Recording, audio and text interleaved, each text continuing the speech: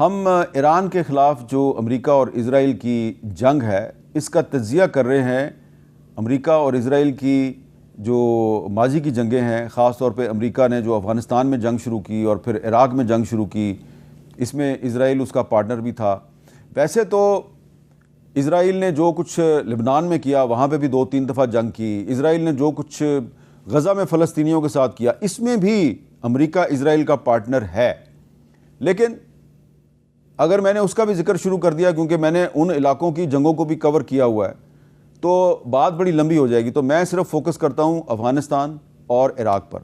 تو جب 2003 میں عراق میں امریکی فوج داخل ہوئی تو ہم بھی وہاں پر موجود تھے اس جنگ کو کور کرنے کے لیے۔ جیو کی ٹیم جو ہے وہ اس جنگ کو کور کر رہی تھی بغداد سے۔ تو ہمیں یہ بتایا گیا تھا جناب کہ یہ جنگ جو ہے یہ ویپنز آف میس ڈسٹرکشن کے خلاف ہے۔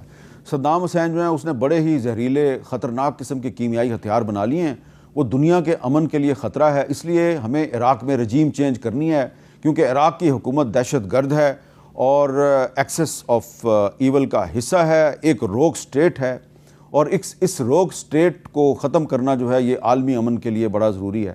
تو جناب عراق پر حملہ کر دیا گیا اور پھر صدام حسین صاحب جو ہیں وہ بغداد چھوڑ کے بھاگ گئے۔ کچھ عرصے کے بعد ان کو گرفتار کر لیا گیا، گرفتار ہونے کے بعد ان کو پھانسی لگا دیا گیا، لیکن وہ جو ویپنز آف میس ڈسٹرکشن تھے ان کا پتہ ہی نہیں چلا۔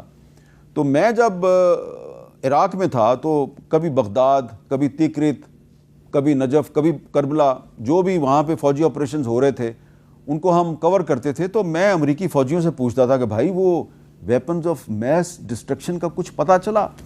تو وہ بیچارے کہتے تھے کہ نہیں، ہمیں اس کا کوئی پتہ نہیں چلا۔ And do you hope that you will find weapons of mass destruction? Really, tell you the truth, I don't.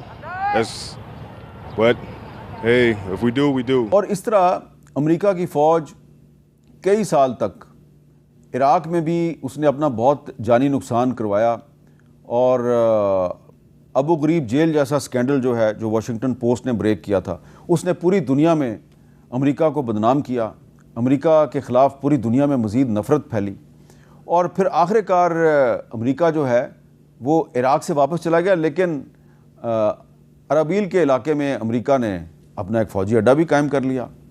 اور آپ یہ دیکھیے کہ جس طرح افغانستان میں آج تک امن قائم نہیں ہوا، عراق میں بھی آج تک امن قائم نہیں ہوا۔ امریکہ نے اپنی پالیسیوں سے عراق کو سیکٹیرین بنیادوں پر تقسیم کرنے کی کوشش کی، فوجی اڈہ قائم کر لیا اپنا وہاں پہ، لیکن عراق میں جو امریکہ کا سفارت خانہ ہے وہ آج بھی محفوظ نہیں ہے۔ آج بھی وہاں پر جو مقامی ملیشیاز ہیں وہ بھی حملہ کر رہی ہیں اور ایران بھی وہاں پر حملہ کر رہا ہے۔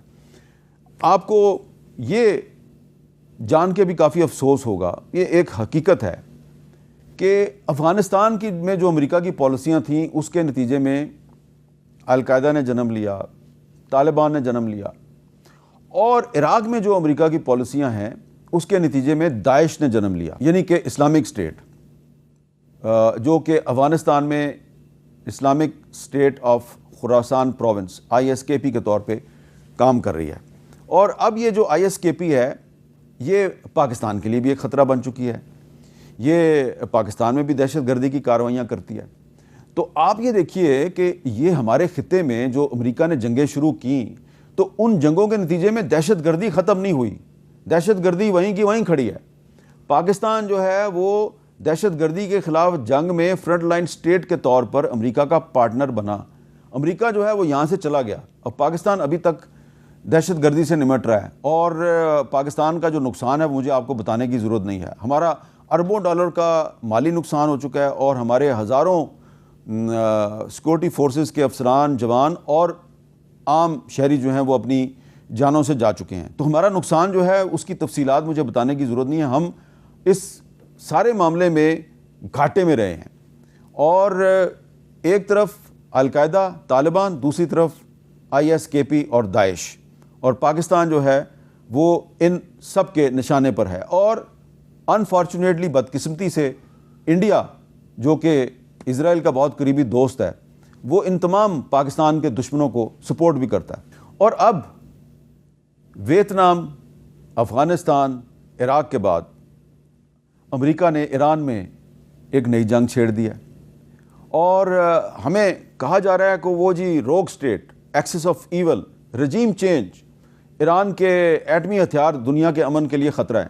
وہی پرانے الفاظ، وہی پرانی ٹرمنالوجی، وہی پرانا نیریٹو جو کہ ہم نے افغانستان میں بھی سنا، جو کہ ہم نے عراق میں بھی سنا، اب وہی باتیں ایران کے بارے میں بھی کی جا رہی ہیں.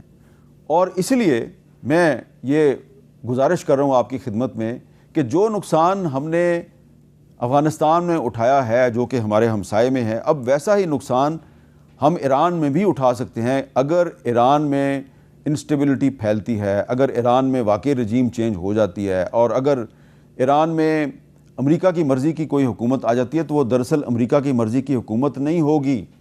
وہ وہاں پہ ویسی ہی حکومت لائیں گے جیسی کہ افغانستان میں حامد کرزئی کی اور اشرف غنی کی حکومت تھی، جو کہ پاکستان کے خلاف سازشیں کرتی تھی.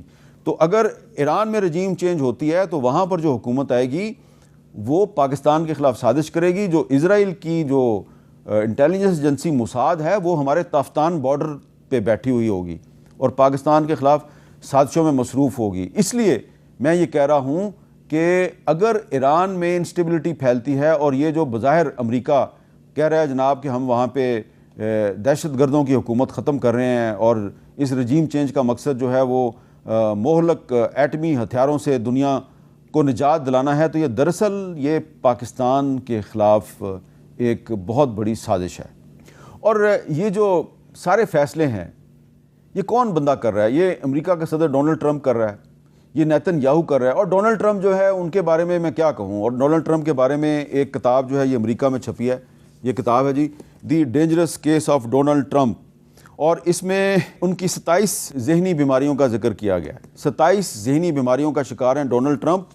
اور اس کتاب میں ڈونلڈ ٹرمپ کے بارے میں کہا گیا کہ mister Trump is and has demonstrated himself to be a danger to others, not just one person or a few but possibly to all others. تو ڈونلڈ ٹرمپ ہیں اصل میں اس وقت عالمی امن کے لیے خطرہ، ڈونلڈ ٹرمپ ہیں. اور یہ بات یہ امریکہ میں ہی چھپی ہوئی کتاب ہے. اس کتاب میں کہا گیا ہے، اور یہاں پہ میں ایک اور امریکی اسکالر ہیں نوم چومسکی، ان کی ایک کتاب ہے روگ سٹیٹس، اس کا بھی حوالہ دوں گا.